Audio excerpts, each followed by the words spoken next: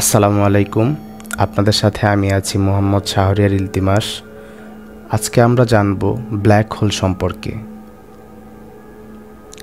মহাবিশ্বের সবচেয়ে রহস্যঘেরা বস্তু হলো ব্ল্যাক হোল।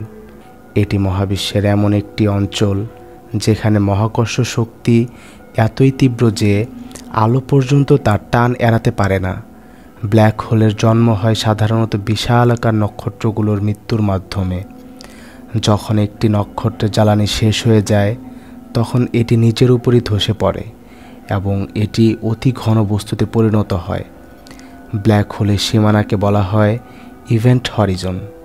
এটি এক ধরনের পয়েন্ট অফ নো রিটার্ন, যার ভেতরে প্রবেশ করলে কোনো কিছুই আর ফিরে আসতে পারে না।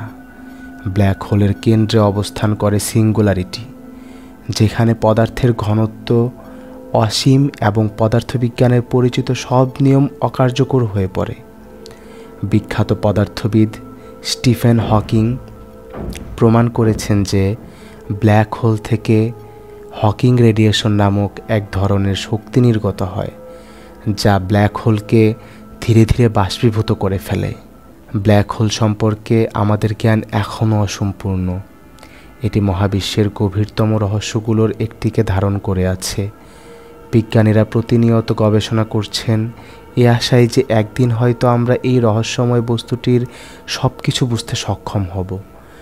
তবে যতদিন না সম্ভব হচ্ছে ততদিন ব্ল্যাক হোল আমাদের জন্য মহাবিশ্বের এক অবাক করা বিস্ময় হিসেবেই রয়ে যাবে।